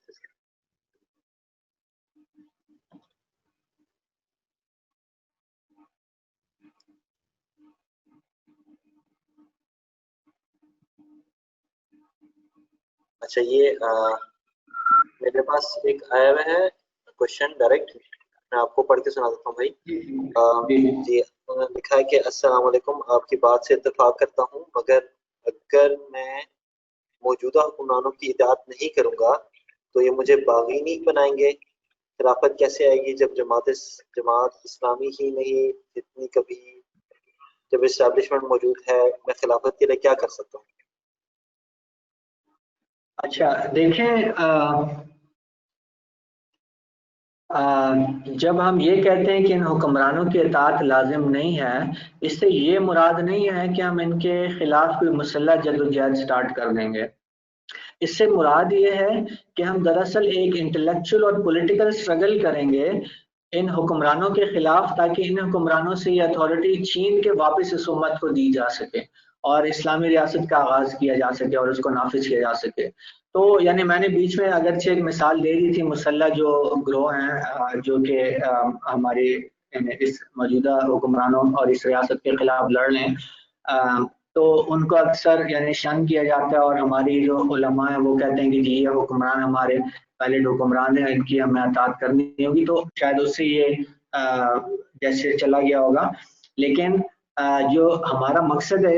اس پوائنٹ کو ریز کرنے کا کہ ان کی اطاعت شرعی طور پہ واجب نہیں ہے، تو اس کا الٹیمیٹ نتیجہ یہ نکلتا ہے کہ پھر اگر یہ شرعی حکمران نہیں ہے تو پھر ہمارے اوپر لازم ہے کہ ہم شرعی حکمران کو انسٹال کریں، اور اس کا طریقہ رسول اللہ صلی اللہ علیہ وسلم نے ہمیں بتایا ہوا ہے، جو کہ مکی دور کی ان کی جدوجہد ہے، 13 سال میں جو انہوں نے جدوجہد کی اس کے اندر انہوں نے پارٹی کو قائم کیا، یعنی کہ جو صحابہ ان کے ساتھ ملے ان کی تربیت کی. تو لہٰذا آج ہم بھی ایک پارٹی اور ایک کوآرڈینیٹڈ ایفرٹ کریں گے، یہ ہمارے لیے ایک لازم یعنی ایک سٹیپ ہونا چاہیے. ہم ان کی تربیت کریں گے، تو لہٰذا حزب ایک پارٹی بنی اور حزب اپنے اندر لوگوں کو شامل کرتی ہے، ان کی تربیت کرتی ہے رسول اللہ صلی اللہ علیہ وسلم کے اس فرسٹ سٹیپ میں. پھر دوسرا سٹیپ ایک انٹلیکچوئل اور پولیٹیکل اسٹرگل رسول اللہ صلی اللہ علیہ وسلم نے چلائی، تو آج ہم بھی ایک پولیٹیکل اور انٹلیکچوئل اسٹرگل چلا رہے ہیں تاکہ ہم اسلام کو نافذ کر سکیں. اور تیسرا کام کہ رسول اللہ صلی اللہ علیہ وسلم نے جو قبائل کے سردار ہیں ان سے نصرت طلب کی، اور پھر بالآخر مدینہ سے نصرت ان کو جب ملی تو انہوں نے اسلامی ریاست کو قائم کیا. تو آج ہم بھی جو آج کے سردار ہیں اور پیپل آف پاور ہیں ان کے پاس جا رہے ہیں اور ان سے نصرت طلب کر رہے ہیں تاکہ وہ ہمیں یہ نصرت اور یہ پاور اتھارٹی دے سکیں تاکہ ہم جو ہے اس کو نافذ اسلام کو نافذ کر سکیں. تو یہ وہ سٹیپس ہیں جو کہ آج ہم نے لینے ہیں، اور یقیناً جب آپ یہ سٹیپ لیں گے اس کے اندر چونکہ پولیٹیکل اور انٹلیکچوئل اسٹرگل بھی موجود ہے اور نصرت کا طلب کیے جانا بھی موجود ہے، اور یہ دونوں ایسے پوائنٹس ہیں جو حکمرانوں کو ڈائریکٹلی یعنی کلیش کرتے ہیں. اگرچہ کوئی ملیٹریلی نہیں کلیش کرے لیکن انٹلیکچوئل اور پولیٹیکل اسٹرگل ملیٹنٹ اسٹرگل سے زیادہ سخت ہوتی ہے اور زیادہ ان کو چبھتی ہے. تو وہ ڈیفینیٹلی ان کا ریئیکشن اس پہ آئے گا اور آتا ہے، اور آپ لوگوں کے سامنے ہے جو کہ ہو رہا ہے خلافت کے دائیوں کے ساتھ. تو یہ یعنی یہ دس از ایکسپیکٹڈ، اور ہمیں اللہ سبحانہ تعالیٰ نے یعنی ہمارے جو اس جدوجہد کا حصہ ہے ان کے لیے جو اجر کا وعدہ ہے اور یعنی ان چیزوں کے اوپر ہی ہمیں موٹیویشن ملتی ہے، اور رسول اللہ صلی اللہ علیہ وسلم نے جو بشارتیں دی ہوئی ہیں اور اس کے نتیجے میں جو اجر کے وعدے ہیں تو وہی موٹیویشنز ہیں. اور یہ مصیبتیں تو رسول اللہ صلی اللہ علیہ وسلم نے بھی یعنی اس وقت کے حکمرانوں کو جب انہوں نے نہیں مانا، اس وقت کے ابو جہل کو، ابو لہب کو، ولید بن مغیرہ کو، ان سب کو جب انہوں نے نہیں مانا تو یہ ریئیکشن تو ان کی طرف سے بھی آیا تھا، اور یہ مصیبتیں اور صعوبتیں جو ہے رسول اللہ صلی اللہ علیہ وسلم نے خود بھی پتھر کھائے، ان کے صحابہ نے بھی اذیتیں جھیلیں، اور یعنی اس حد تک کے بین کیے گئے 3 سال کے لیے شعب ابی طالب میں، اور یعنی سارے مسائل جو آئے. تو آج بھی ہم یعنی ہمیں ایکسپیکٹ کرنا چاہیے کہ it will not be a bed of roses. ہم جب ان حکمرانوں کے خلاف آواز اٹھائیں گے تو چاہے وہ انٹلیکچوئل اور پولیٹیکل اسٹرگل ہی کیوں نہ ہو، لیکن وہ ضرور ریئیکٹ کریں گے، اور کیونکہ انہوں نے اپنے سسٹم کو بچانا ہے، اسٹیٹس کو مینٹین کرنا ہے، اور اس کے نتیجے میں ضرور آزمائشیں آئیں گی. ہمیں ان آزمائشوں کو یعنی کہ استقامت کے ساتھ اور صبر کے ساتھ جھیلنا ہے اور برداشت کرنا ہے، اور اللہ کے وعدے کے اوپر یعنی موٹیویٹڈ رہنا، اور انشاءاللہ تعالیٰ اسی طرح ہم اس کو فیس کریں. جی اچھا، مجھے پرائیویٹ میں ہی کچھ کوشچنز آئے ہیں تو میں پڑھ کے سنا دیتا ہوں ایک اور. بھائی لکھتے ہیں کہ اسلامی تاریخ میں خلیفہ کا بیٹا ہی حکمران بنتا رہا صدیوں سے، لوگوں کی بیعت پہ نہیں بنے، خلیفہ کے بیٹا ہونے کی وجہ سے بنے. کیا وہ ناحق خلیفہ تھے؟ دیکھیں یہ میں کہوں گا یہ ایک سویپنگ سٹیٹمنٹ ہے جو دے دی جاتی ہے جنرلی، اور آپ نے بھی سن رکھی ہوگی، یعنی کہ میں یہ نہیں کہہ رہا کہ یہ آپ دے رہے ہیں، لیکن آبویسلی یہ ایک سوسائٹی میں پھیلائی گئی ہے کہ خلافت جب یعنی خلفاء راشدین کے بعد وہ خاندانوں کے اندر چلی گئی تو اموی خلافت، عباسی خلافت اور پھر عثمانی خلافت، تو وہ خاندانوں میں 3 خاندانوں میں چلتی رہی، تو باپ کے بعد بیٹا، اس کے بعد اس کا بیٹا، اور اس طرح چلتا گیا. تو یہ ایسا نہیں تھا کہ یہ کوئی کنگ شپ بنی ہوئی تھی، بلکہ ریالٹی یہ ہے، اور اس کے ریکارڈز کیونکہ موجود ہیں، اس کے ہسٹوریکل ریکارڈز موجود ہیں، جب بھی کوئی خلیفہ آتا تھا اس کی بیعت ضرور ہوتی تھی، چاہے وہ اس کا بیٹا ہی کیوں نہ آئے. اور یہ بھی کوئی لازم نہیں ہے کہ اس کا بیٹا ہی آتا تھا، کبھی اس کا بھائی بھی آیا تھا، کبھی اس کا کزن بھی آیا تھا، کبھی اس کا کوئی اور رشتہ دار، یعنی ٹھیک ہے وہ ایک خاندان میں چل رہی تھی لیکن وہ رینڈم یعنی زگ زیگ ادھر ادھر جا رہی تھی. کوئی ایسا نہیں تھا کہ یہ ایک ہائرارکیکل اسٹرکچر، ایک بیٹے کے بعد بیٹا اور اس کے بعد بیٹا چل رہا تھا. تو ان کو اس خاندان میں جو بھی اہل نظر آتا تھا وہ سامنے آ جاتا تھا اور سب اس کو بیعت دیتے تھے، تو وہ پراپر بیعت ہوتی تھی اور وہ بالکل ڈاکیومنٹڈ ہے اور ایویڈنسز اس کے موجود ہیں. آج بھی جو ڈاکیومنٹس لائبریریز وغیرہ میں ہسٹوریکل وہ ڈاکیومنٹس پڑے ہیں ان میں یہ چیزیں بالکل یعنی مل جائیں گی. اور اس طرح سویپنگ اسٹیٹمنٹ دینا بالکل غلط ہے کہ وہ خود بخود آ جاتے تھے. یہ اس طرح بالکل نہیں تھا لیٹ سے جیسے آج کل کنگ شپس لیٹ سے جیسے سعودی عرب کے اندر چل رہی ہے کہ انہوں نے ابھی جو موجودہ حکمران ہے اس کے بعد ولی عہد پہلے سے اناؤنس کیا ہوا ہوتا ہے اور لوگوں کو پتا ہوتا ہے کہ یہ جیسے ہی مرے گا یا معزول ہوگا یا وٹ ایور جائے گا تو اگلا یہ والا ولی عہد ہے اس نے آنا ہی آنا ہے. یہاں تک کہ صرف اگلا والا نہیں بلکہ ان لائن سیکنڈ والا اس کے بعد والا بھی پہلے سے طے شدہ ہوتا ہے اور اس کے بعد والا بھی 2 یا 3 لیولز تک تو ضرور انہوں نے طے شدہ جو ہے وہ گیون ہوتا ہے. اور یعنی وہ جیسی لٹ سے ایک مرتا ہے تو وہ اگلا آٹومیٹکلی ازیوم کر لیتا ہے پاور کو. یہ ایکچولی ہائرارکیکل ایک سٹرکچر ہے یا کنگ شپ جسے ہم کہتے ہیں جو کہ غلط ہے اور اسلام نے کبھی بھی اس کو اس طریقے کار کو نہیں مانا اور نہ ہی خلافت اس طریقے سے تھی. کبھی بھی پہلے ولی عہد جو اس طرح نہیں ڈیفائن ہوتے تھے کہ بیعت کے بغیر پہلے سے ڈیفائن ہوتا تھا اور وہی آ جاتا تھا پاور ازیوم کر لیتا تھا. اگر لٹ سے پہلے سے کوئی نون ہوتا بھی تھا کہ اس کے بعد موسٹ پرابلی یہ ہوگا تو وہ کیپیبلٹی کی وجہ سے وہ نیچرلی ہوتا ہے. جب آپ ایک یعنی حکمران کے انٹوراج میں ہیں لٹ سے اور آپ قابلیت رکھتے ہیں تو آپ ویسے لوگوں کی نظر میں ہوتے ہیں کہ یار یہ بندہ لگتا ہے کہ یہ نیکسٹ آئے. ابھی بھی لٹ سے فوج کے اندر ہماری فوج کے اندر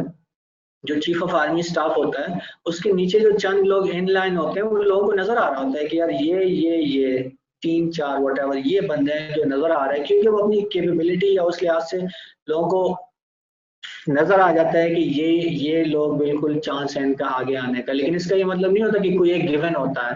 وہ پھر اپنے ایک طریقہ کار سے اس کو نامنیٹ کر کے وہ لائے جاتے جو بھی طریقہ کار گیون ہے. یعنی اس سسٹم کے تحت میں ویسے آپ کو اگزامپل دے رہا ہوں. تو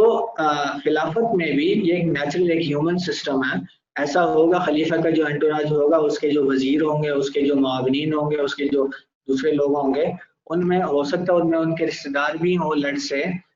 تو اگر ان میں کوئی قابل لوگ ہیں تو وہ لوگوں کی نظر میں جو لوگ جانتے ہیں اور حالات سے باخبر ان کو نظر آ رہے ہوں گے کہ اگر لٹ سے یہ خلیفہ فوت ہو جاتا ہے یا نہیں رہتا تو یہ بندے ہیں جو کہ بالکل چانس ہے ان کا آنے کا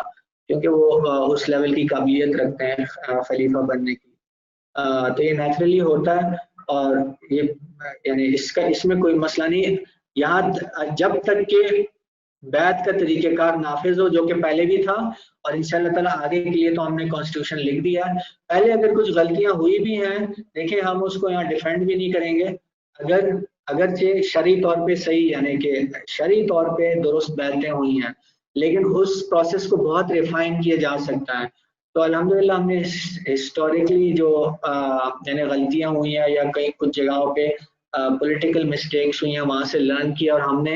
اپنے جو موجودہ خلافت کا آئین ہے اس کے اندر ایسی شکیں اور ایسے چیکس اینڈ بیلنسز ڈال دی ہیں جس کی وجہ سے چیزیں صحیح پراپرلی یعنی کہ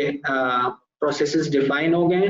اور اب بیعت کا پورا طریقہ خلیفہ کے چناؤ کا پورا طریقہ ڈاکیومنٹڈ ہے کانسٹیٹیوشن کے اندر. اور انشاءاللہ تعالی جب بھی کوئی خلیفہ معزول یا فوت ہوگا تو وہ پورے پروسیس کو فالو کیا جائے کیونکہ وہ کانسٹیٹیوشن میں اب بالکل ڈاکیومنٹ ہو چکا ہوا ہے. تو اب تو بالکل انشاءاللہ آنے والی خلافت کے اندر یہ کوئی چانس نہیں ہے کہ کوئی خود بخود آ کے پاور ازیوم کر لے گا یا اس طرح کا کچھ ہو سکے گا. کبھی بھی امت نہیں مانے گی نہ ہی دوسری جو ریاستی ادارے ہیں مجلس امت ہے جو محاسبے کی عدالت ہے ٹھیک ہے محکمۃ المظالم وہ دوسرے اسٹرکچر ہیں ریاست کے اندر وہ کبھی بھی اس طرح نہیں ہونے دیں گے کیونکہ اب چیزیں پراپرلی کانسٹیٹیوشن میں ایک ڈاکیومنٹ بھی ہو گئی ہیں جو کہ پہلے نہیں تھا اس طرح خلافت میں ڈاکیومنٹڈ نہیں تھی اگرچہ اسلام کو فالو کیا جا رہا تھا لیکن ڈاکیومنٹ ہونے سے اصل میں وہ میک شور ہو جاتی ہیں. اس لیے حزب نے بہتر سمجھا کہ ایک ریٹن کانسٹیٹیوشن ہو اور چیزوں کو پراپرلی ڈاکیومنٹ کر لیا جائے جو کہ اسلام میں جائز ہے. ایسی کوئی ممانعت نہیں ہے اسلام میں کہ آپ ریٹن کانسٹیٹیوشن نہیں رکھ سکتے. تو انشاءاللہ تعالی آنے والی خلافت میں تو یہ مسئلہ بالکل نہیں ہونا چاہیے. جو گزری ہوئی خلافت بھی ہے جو یعنی پہلے چلتی رہی ہے 3 خاندانوں میں جو آپ بات کر رہے ہیں اس میں اگرچہ کچھ جگہوں پہ پولیٹیکل مسٹیکس ضرور ہوئی ہوں گی لیکن شرعی طور پہ کبھی بھی بیعت کے طریقے کو نہیں چھوڑا گیا لہٰذا شرعی طور پہ وہ ویلڈ خلفاء تھے. جزاک اللہ خیر. اچھا یہ بھائی کا کوشچن ہے کہ obedience to the current rulers تو نہیں الاؤڈ لیکن کیا آیا کہ ایسا ہے کہ جو بھی کرنٹ رولرز ہیں ان کی اکاؤنٹیبلٹی بھی کرنا لازم ہے تو اس کے بارے میں تھوڑا سا ایکسپلین کریں. جی وہ اس کے یہ تو اس کے دلائل تو الگ ہیں. ابھی ہم نے اوبیڈینس کے دلائل سارے یہاں پہ ڈسکس کیے، اور جو اکاؤنٹیبلٹی کے دلائل ہیں وہ تو جو امر بالمعروف و نہی عن المنکر کے دلائل ہیں، جو کہ ویسے ہیں تو جنرل، یعنی آپ نیکی کا حکم کرتے ہیں اور برائی سے منع کرتے ہیں. جنرلی ایک مسلمان اوور آل یہ کام کرے گا تمام مسلمانوں کے لیے، لیکن اس کے اندر حکمران جو ہے وہ تو خصوصی طور پہ آتے ہیں، کیونکہ حکمران کو برے کام سے منع کرنا تو بدرجہ اولا جو ہے وہ زیادہ ضروری ہے. اگر ایک عام مسلمان کو آپ منع کریں گے اور وہ فرض ہے، اگر اس کے لیے ہمارے اوپر یہ لازم ہے کہ ہم اس کو منع کریں، تو حکمران کی اکاؤنٹیبلٹی تو بدرجہ اولا، کیونکہ حکمران کے جو اعمال ہوتے ہیں، ایک شخص اگر کوئی حرام کام کر رہا ہے، لیٹ سے وہ شراب پی رہا ہے، لیٹ سے ویسی میں مثال دے رہا ہوں، تو آپ اپنی حد الوسع کوشش کریں گے کہ اسے آپ روکیں، چاہے پریکٹیکلی فزیکلی روک سکیں یا چاہے زبان سے روک سکیں یا کوئی اور طریقہ کار اپنا سکیں. لیکن وہ ایکشن جو وہ کر رہا ہے وہ انڈیویجولی اس کو افیکٹ کر رہا ہے، یا شاید اس کے قریبی کچھ لوگوں کو افیکٹ کر رہا ہے، اس کی فیملی کو بھی کچھ حد تک کر رہا ہوگا. حکمران کے جو ایکشنز ہیں وہ تو پوری امت کو افیکٹ کر رہے ہوتے ہیں، وہ تو پورے نظام کو نافذ کر رہا ہے. اگر وہ کوئی غلط کام کر رہا ہے، حرام کو نافذ کر رہا ہے، کفر کو نافذ کر رہا ہے، یا فرائض نہیں، یعنی جو اس کے اوپر لازم ہے، قرآن سنت کے احکامات جو فرض ہیں اور وہ ان کو نافذ کرنا وہ نہیں کر رہا، تو پھر تو لازم ہے، اور جو کہ ہمارے حکمرانوں میں تو بالکل واضح ہے، نہ کہ حرام بلکہ تو کفر نافذ کر رہے ہیں، تو ان کے ان ایکشنز کا تو وبال ساری امت کے اوپر پڑ رہا ہے. تو وہ تو بدرجہ اولا یعنی بہت بڑا فرض بن جاتا ہے ایک طرح سے. عام بندے کے لیے امر بالمعروف و نہی عن المنکر کرنا اس سے زیادہ بہت زیادہ ضروری حکمران کو امر بالمعروف و نہی عن المنکر کرنا بن جاتا ہے. تو اس کے ایویڈنسز بے تحاشا ہیں، لیکن وہ آپ کا اس وقت موضوع نہیں ہے اس ٹاپک آج کے ٹاپک کا. اور آپ لوگوں نے جو ہے وہ ڈیفینیٹلی پہلے مختلف ٹاکس وغیرہ میں آپ جانتے ہی ہوں گے وہ ایویڈنس. جی جزاک اللہ خیر. اچھا، ایک بھائی کا کوشچن ہے کہ دعوت میں کامن کوشچن ہے کہ خلیفہ کا چناؤ کا کیا پروسیس ہے، تو ہماری کیا اڈاپشن ہے اس کے حوالے سے، اس کو تھوڑا سا ایکسپلین کریں. ٹھیک ہے، یہ میں شارٹلی ہی میں نے اس کو آؤٹ لائن کروں گا، اگرچہ میں ریکمینڈ کروں گا آپ ہماری بک ہے الاجہزہ، وہ یعنی دا ایڈمنسٹریٹو سسٹم ان اسلام ان خلافہ، تو وہ آپ لازمی پڑھیں. اس میں تو پوری ڈیٹیل میں یعنی کہ یہ گیون ہے، اور آئی بلیو ہماری کانسٹیٹیوشن والی بک میں بھی یہ ہے. تو ہماری یعنی لٹریچر آپ یعنی یہ دو بکس میں نے آپ کو ریفر کر دی ہیں، وہ لازمی ان میں ڈیٹیل مل جائے گی، لیکن میں شارٹلی یعنی کیا بیان کر دیتا ہوں. جیسے میں نے اپنی ٹاک کے دوران بھی کہا کہ جو بنیادی پرنسپل ہے وہ آپ سمجھ لیں، وہ ہے امت کا کانسنٹ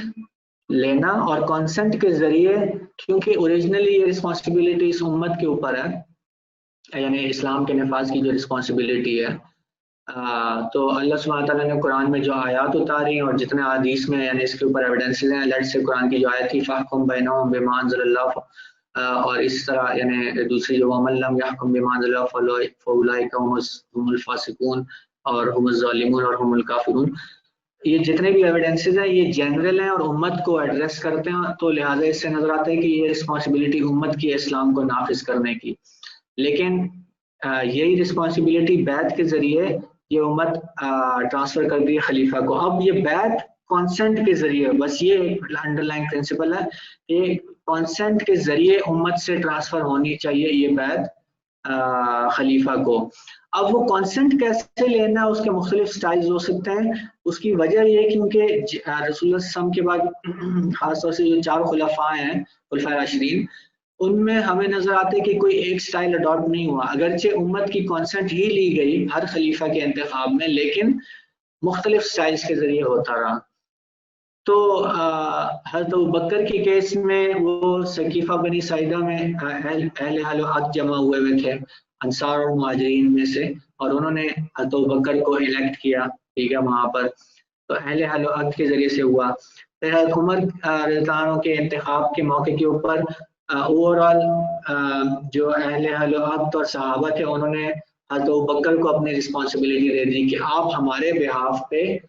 دیکھ لیں کہ کون، یعنی چیک کر لیں، امت سے کانسنٹ لے لیں. اور انہوں نے پھر یعنی پوری ایک ایکسرسائز کی اور جا کے لوگوں سے ملے اور لوگوں سے کانسنٹ لی، اور ان کے نتیجے میں انہوں نے فائنلی صحابہ کو بتایا کہ یونانیمسلی سب لوگ عمر کو ہی چاہ رہے ہیں. تو اس طریقے سے وہ کانسنٹ لی گئی. اسی طرح جب حضرت عثمان عنہ کے الیکشن یعنی ان کو الیکٹ کیا جا رہا تھا تو اس میں ایک سٹائل اپنایا گیا کہ حضرت عمر عنہ نے 6 اصحاب جو کہ یعنی کہ ان کو سلیکٹ کیا، جلیل القدر صحابہ میں سے تھے، اور عشرہ مبشرہ میں سے 6 کے 6 جو ہیں وہ عشرہ مبشرہ میں سے تھے. تو ان کی ایک کمیٹی بنائی اور ان کو یہ ذمہ داری دی کہ اپنے میں سے ایک کو الیکٹ کر لو. تو یہ جو تھے اور پھر ان میں سے حضرت عبد الرحمن ابن عوف نے ذمہ داری لی اور انہوں نے پوری یعنی کہ جو مدینہ کے تمام گھروں سے جا کے کانسنٹ حاصل کی. تو وہ ایک سٹائل تھا کانسنٹ لینے کا. تو ہمیں نظر آتا ہے کہ مختلف سٹائلز اڈاپٹ کیے گئے، لیکن ایٹ دی اینڈ وہی پرنسپل اڈاپٹ ہوا، یعنی پرنسپل وہی تھا کہ کانسنٹ لینا ہے کسی طریقے سے. حزب نے اسٹڈی کیا جب ان سارے سٹائلز کو اور اس کے اوپر غور و فکر کیا، تو حزب نے سمجھا کہ حضرت عثمان رضی اللہ عنہ کا جو طریقہ کار تھا الیکٹ ہونے کا وہ یعنی بہت مناسب طریقہ ہے، اور حزب نے آلموسٹ یعنی کہ اس کو آئیڈینٹیکلی کاپی کیا. تو میں آپ کو بریفلی بالکل یعنی گو تھرو کروں گا کہ وہ کیسے ہوگا. جب بھی کوئی خلیفہ فوت ہوگا تو ودن 3 days، پہلا رول تو یہ اسلام کا کہ 3 دن کے اندر اندر اگلے خلیفہ کو الیکٹ کرنا ہے، نمبر 1. اب 3 دن کے اندر اندر سارے پروسیسز کرنا ہے. تو سب سے پہلے ہوگا یہ کہ جو محکمۃ المظالم ہے وہ ذمہ داری لے گا الیکشن کو کنڈکٹ کرنے کا. ٹھیک ہے، محکمۃ المظالم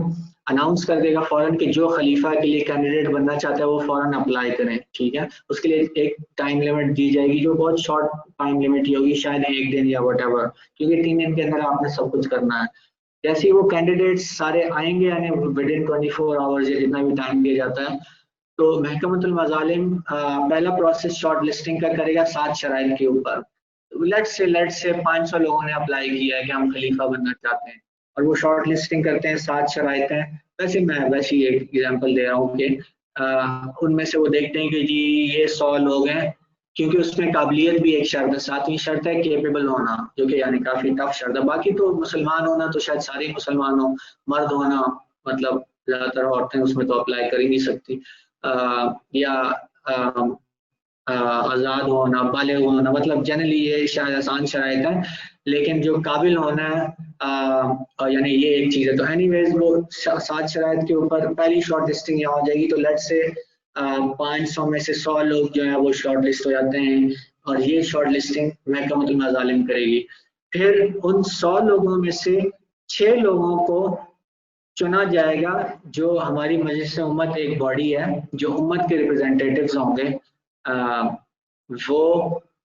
ان کی ایک کاؤنسل ہوتی ہے، ایک باڈی ہوتی ہے. جس طرح یہاں پہ جمہوریت میں ایک پارلیمنٹ کی ایک باڈی ہوتی ہے اور یہ لوگوں کے ریپرزینٹیٹیوز کہلاتے ہیں اپنے آپ کو، اسی طرح خلافت میں بھی ایک باڈی ہوتی ہے جو کہ الیکٹ ہو کے آئی ہوتی ہے، عوام کے ووٹوں سے آئی ہوتی ہے اپنے اپنے علاقوں سے، اور اس کو مجلس امت کہتے ہیں. لیکن ان کا کام لیجسلیشن نہیں ہوتا، بلکہ ان کے کچھ اور رول ہوتا ہے جس میں اکاؤنٹیبلٹی اور شورا وغیرہ. تو اینی ویز ان کا ایک رول خلیفہ کو الیکٹ کرنا بھی ہے. تو جو یہ جو 100 لوگ لٹ سے جو محکمۃ المظالم نے شارٹ لسٹ کیے ہیں، ان میں سے ان کو کہا جائے گا آپ نے 6 لوگوں کو الیکٹ کرنا ہے، کیونکہ حضرت عمر عنہ نے بھی 6 لوگوں کی ایک کمیٹی جو ہے وہ بنائی تھی. تو ان میں سے 6 لوگوں کو پہلے راؤنڈ میں، پہلا راؤنڈ چلے گا، ووٹس چلیں گے، جو بھی 6 ٹاپ کے لوگ ووٹس حاصل کر لیں گے ان 6 کو شارٹ لسٹ کر لیا ہے. پھر ایک second round of election again ہوگا. پھر ان 6 میں سے 2 کو سلیکٹ کیا جائے گا، وہ بھی مجلس امت ہی کرے گی سیکنڈ راؤنڈ. لیکن اب چونکہ 6 ہوں گے تو 6 میں سے ووٹس جو ہیں وہ لوگوں کو یعنی کہ زیادہ پڑ رہے ہوں گے، اور ان میں سے جو ٹاپ 2 ہیں ان کو سلیکٹ کر لیا جائے گا. ٹھیک ہے، تو 2 راؤنڈز ہوں گے الیکشن کے مجلس امت کے. جو ٹاپ، یہ اسی طرح ہوا تھا حضرت عثمان کے کیس میں بھی، جب 6 لوگوں کی کمیٹی بنی، اس میں سے پھر جب عبد الرحمن ابن عوف نے ذمہ داری لی کہ میں آپ سب لوگوں سے کانسنٹ لیتا ہوں آپ 6 کے اندر سے، تو انہوں نے ان 6 کے اندر سے کانسنٹ لی. تو انہوں نے کہا کہ وہ عثمان اور علی کے اوپر یعنی ایک ٹائی آ رہا ہے اور آدھے لوگ عثمان کو چاہتے ہیں، آدھے لوگ علی کو چاہتے ہیں، تو یعنی 2 کینڈیڈیٹ سلیکٹ ہو گئے تھے ان 6 میں سے انڈائریکٹلی. تو اسی طرح یعنی دوسرا راؤنڈ ہوگا، 6 میں سے 2 الیکٹ ہو جائیں گے، مجلس امت کر لے گی. ہم نے بھی یہی اڈاپٹ کیا. پھر عبد الرحمن ابن عوف جو ہے وہ مدینہ کے گھر گھر گئے اور انہوں نے سب لوگوں سے یہ پوچھا کہ عثمان اور علی میں سے کون زیادہ مناسب ہے اور آپ کس کو لانا چاہتے ہیں. تو یعنی ایک طرح سے جنرل کانسنٹ لیا گیا، تمام ایک گھر سے، تمام مدینے کے سارے گھروں میں جا کے انہوں نے دن رات محنت کر کے، یعنی with in those 3 days limit انہوں نے یہ کام کرنا تھا چونکہ، تو انہوں نے فائنلی یعنی آخری دن تک یہ کام کمپلیٹ کر لیا اور فائنلی پھر حضرت عثمان جو ہے وہ الیکٹ ہوئے. تو اینی ویز ہمارے کیس میں ہم نے یہ اڈاپٹ کیا کہ جب 2 مجلس امت پہلے 6 کو الیکٹ کر لے گی، پھر 2 کو ان میں سے شارٹ لسٹ کر لے گی، پھر ان 2 کو عام عوام کے سامنے رکھا جائے گا اور ایک پھر جنرل الیکشن کی جائے گا اور عوام کے سامنے جسٹ 2 چوائسیز ہوں گی اور وہ 2 مطلب the best of the best جو الیکٹ ہو چکے، سلیکٹ ایک طرح سے یا شارٹ لسٹ ہو چکے ہوئے ہوں گے، یعنی لیٹ سے سینکڑوں میں سے 6 لوگ، پھر 6 میں سے 2، تو obviously وہ بیسٹ آف دا بیسٹ ہی ہوں گے. تو پھر امت کے پاس ایک ہوگا آپشن کہ ان 2 بیسٹ میں سے کس کو چنا جائے. تو پھر امت کے اوپر ہے، ایک جنرل الیکشن ہو سکتا ہے اور اس سارے پروسیس کو 3 دن کے اندر ہونا ضروری ہے. تو بریفلی یعنی کہ یہ پروسیس ہے جو ہم نے اڈاپٹ کیا، اور تفصیلات کے لیے آپ ہماری بکس کو ریویو کر سکتے ہیں. جی جزاک اللہ خیر. اچھا اسی حوالے سے جو ہے نا وہ ہم نے لاسٹ فرائیڈے کو ایک سیشن کیا تھا جو اجزا کتاب جو بھائی نے مینشن کیا ہے، اور اب کل بھی دوبارہ فرائیڈے ہے تو اسی کا ایک سیکنڈ سیشن ہوگا اور اس میں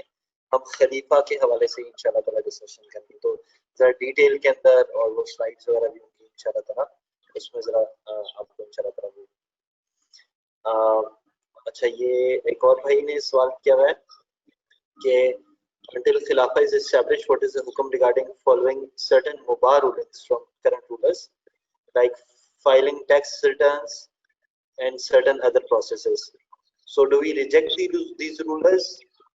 in totality or partially? یہ کوشچن یہیں پہ دیا گیا، آپ کے پاس آیا ہوا ہے؟ نہیں، یہ میرے پاس ڈائریکٹ آیا ہوا ہے. اچھا، آپ ایک دفعہ ذرا ریپیٹ کریں گے؟ ہاں، وہ بیسیکلی یہ کہہ رہے ہیں کہ دیکھیں کچھ چیزیں ہوتی ہیں جیسے ٹیکس ریٹرنز فائل کرنا ہے اور کچھ اور یعنی کہ پروسیجرل میٹرز ہوتے ہیں جو کہ اصل میں تو ان کرنٹ رولرز کے حکم کو فالو کرنے کے مترادف ہو جائے گا. تو کیا ہم وہ بھی ریجیکٹ کر دیں؟ دیکھیں میں اصلاً آپ کو حکم بتا دیا ہے، شریعت کا حکم یہ کہ ہمارے اوپر اطاعت واجب نہیں ہے. اب اگر آپ اطاعت کرتے ہیں تو اٹس اپ ٹو یو، یعنی یہ تو اب آپ کی چوائس ہے کہ آپ یعنی لیٹ سے وہ آپ سے ٹیکس لیتے ہیں، انہوں نے آپ کے اوپر ایک انکم ٹیکس لگائی. یہ ٹیکس ریٹرن ہوتی ہیں انکم ٹیکس کے لیے ہوتی ہیں اور میں بھی اپنی کمپنی کے لیے جمع کرا رہا ہوں. لیکن اب یہ جو انکم ٹیکس ہے اسلام میں ہے بھی نہیں. اس طرح کے اور بہت سارے ٹیکس ہیں لگائے ہوئے، جی ایس ٹی وغیرہ یہ وہ، تو اسلام میں انکم ٹیکس ہے بھی نہیں. دس مینس کہ اگر ایک شرعی حکمران بھی ہوتا، یہ تو خیر شرعی حکمران ہے ہی نہیں، لیکن اگر ایک شرعی حکمران بھی ہوتا اور وہ مجھ سے انکم ٹیکس کا مطالبہ کرتا تو میرے اوپر لازم نہیں تھا کہ میں دوں. شرعی طور پہ میں یعنی دینے کا مجاز نہیں تھا، میرے اوپر کوئی لازم نہیں تھا. لیکن اب اگر وہ زبردستی مجھ سے لیتے ہیں اور میرے پاس کوئی چوائس نہیں رہتی، تو یہ ایک طرح سے میرا حق چھیننا ہوگا کہ ایک چیز جو میری پراپرٹی ہے، ٹھیک ہے، سالانہ مجھ سے اگر ایک ٹیکس لیا جا رہا ہے انکم ٹیکس کے نام پہ، actually that is my property اور مجھ سے بزور لی جا رہی ہے. کیونکہ اگر میں وہ نہیں لیتا تو پھر میرے بزنس کو بند کیا جاتا ہے یا میرے اوپر فائنز لگائے جاتے ہیں یا میرے اوپر جو بھی مختلف چیزیں آتی ہیں. تو یہ اسی طرح ہے جیسے آپ سے ایک ڈاکو آ کے اوپر گن پوائنٹ پہ آپ سے پیسے لے رہا ہوتا ہے، تو اب وہ آپ کی پراپرٹی ہے. اب اٹس اپ ٹو یو کہ آپ اس کا مقابلہ کرتے ہیں یا پھر دے دیتے ہیں اس کو آرام سے، مطلب اپنی جان بچانے کے لیے. تو اب ٹیکس ریٹرنز والے کیس میں اب ظاہر ہے اگر آپ ٹیکس ریٹرنز نہیں دیں گے تو یعنی ریاست کے پاس پھر مشینری ہے اور اس کے بعد اپنے پروسیجرز ہیں جو آپ کو پھر وہ مجبور کریں گے. یعنی کہ جنرلی اب ڈیپینڈ کرتا ہے، جہاں پہ آپ ٹیکسز اوائڈ کر سکتے ہیں کریں، مطلب کیونکہ آپ کے اوپر ہے نہیں لازم اگر انکم ٹیکس لیٹ سے. اسی طرح دوسرے ٹیکسز جہاں اب لیٹ سے جی ایس ٹی ہے، آپ کیسے اوائڈ کریں گے؟ ابھی آپ کے حق پہ ڈاکہ ہے اصل میں، ایک ڈاکو جیسے آپ سے گن پوائنٹ پہ لے رہا ہوں، لیکن اب لیٹ سے میں ڈبل روٹی لے رہا ہوں، اب وہ 100 روپے کی اور اس کے اندر 20 روپے جی ایس ٹی ہے، تو میں 80 کی کیسے لوں گا؟ مطلب دکاندار نے مجھے 100 کی دینی ہے، تو یہ تو I am bound to give, یعنی میں نے دینا، اگر مجھے ڈبل روٹی لینی ہے تو مجھے دینا ہی دینا پڑے گا. تو یہ ایسا ہے جیسے مجھے زبردستی چھینا جا رہا ہوں، لیکن I can not do anything in this. تو مطلب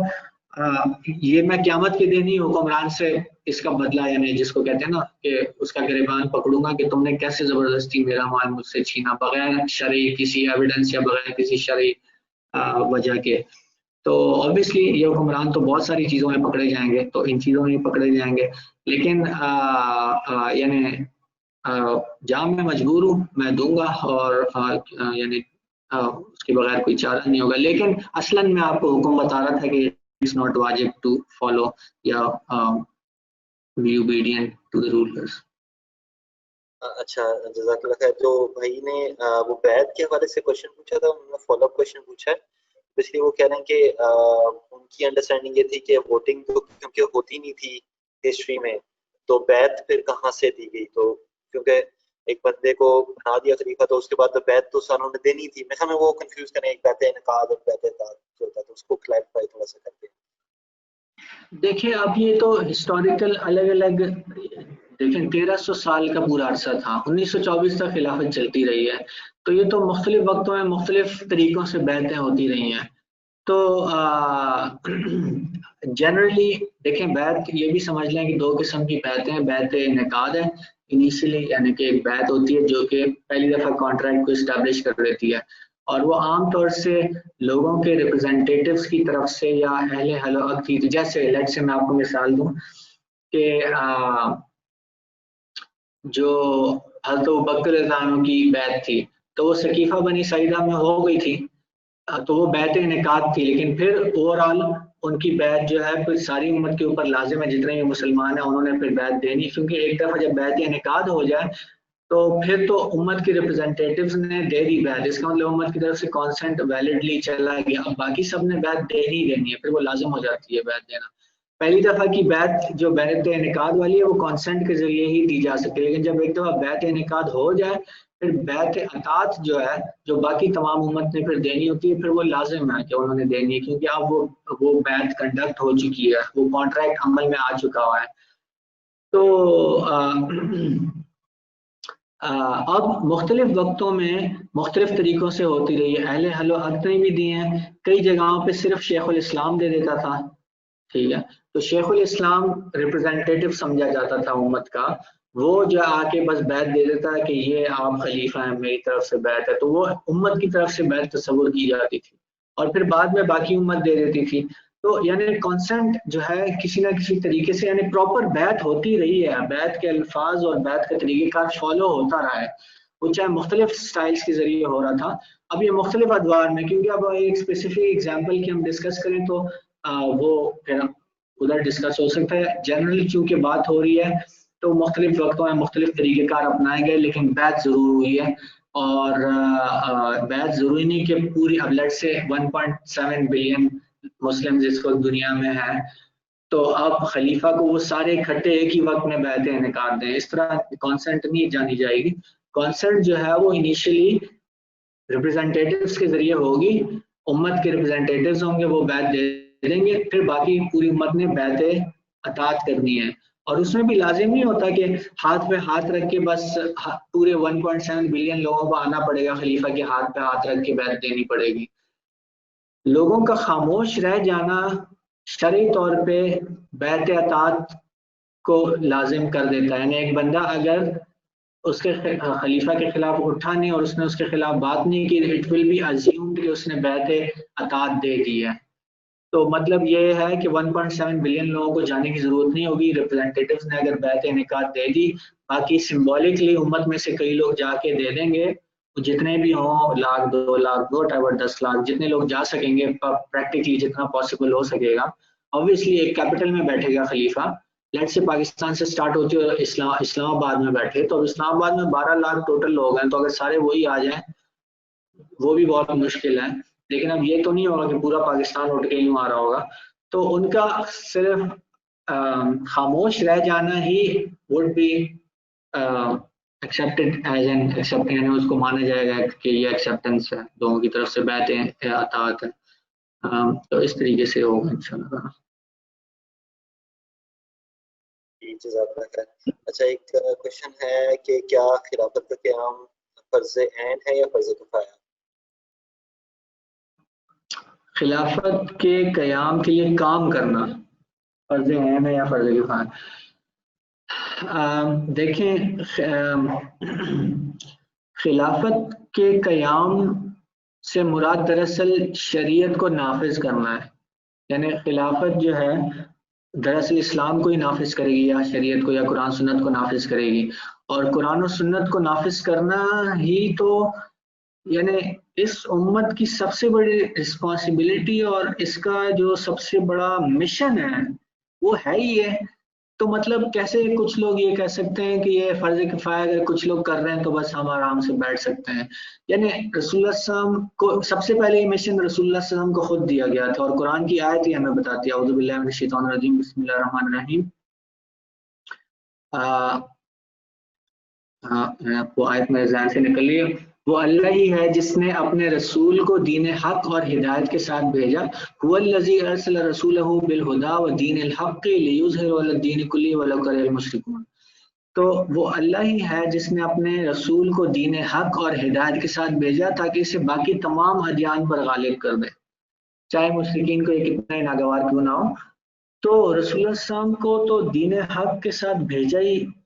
اسی مشن کے ساتھ بھیجا گیا کہ اس کو باقی تمام ادیان پہ غالب کرنا ہے، یعنی اس پوری دنیا پہ اسلام کو نافذ کرنا ہے، دین اس شریعت کو نافذ کرنا ہے، جو کہ خلافت کی شکل میں ہی ہوگا. اور رسول اللہ صلی اللہ علیہ وسلم کے بعد اس امت کے اوپر یہ مشن ہے، یعنی ہمارے اس دنیا میں آنے کا مقصد ہی یہی ہے کہ دین کا قیام اور دین کا نفاذ، قرآن سنت کا نفاذ. تو یہ ڈیفینیٹلی یعنی کہ تمام امت کے اوپر اور ہر بندے نے یہ کام کرنا ہے. جزاک اللہ خیر. تھوڑا ٹائم ہی ہمارا کم رہ گیا، ہم ایک آدھا کوشچن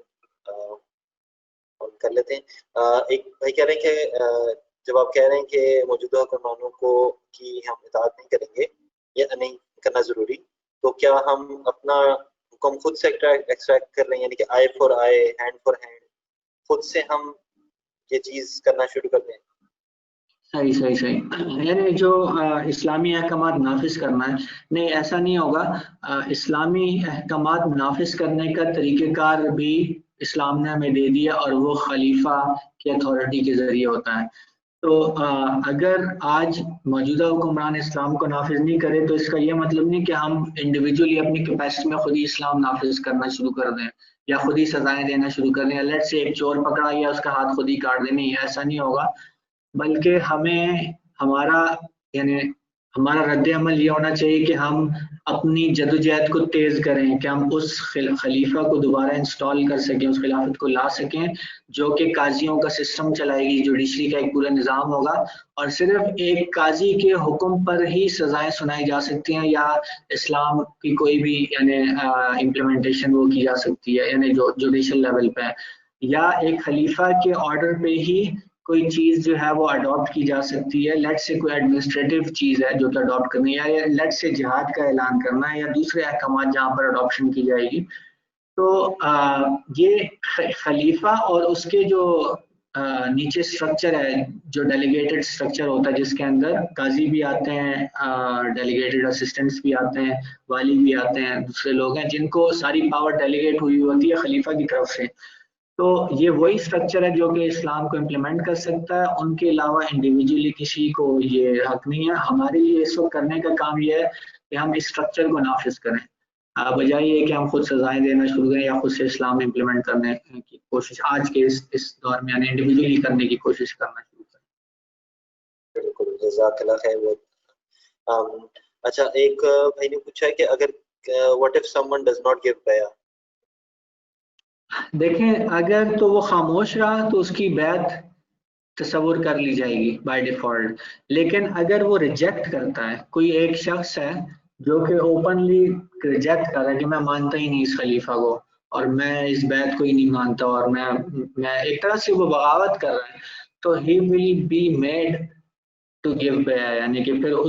اس کو پھر کہا جائے گا کہ اطاعت، اب بیعت اطاعت جو ہے وہ لازم ہے. جب ایک دفعہ بیعت انعقاد ہو گئی یعنی کہ وہ خلیفہ شرعی خلیفہ بن چکا، تو پھر باقی ساری امت کے لیے اس کو ایکسیپٹ کرنا لازم ہے جب تک وہ اسلام کو نافذ کر رہا ہے. ہاں اگر وہ اسلام کو نافذ کرنے ہی چھوڑ دے تو وہ سبجیکٹ میٹر ہی ختم ہو گیا نا جس کے اوپر وہ خلیفہ بنا تھا،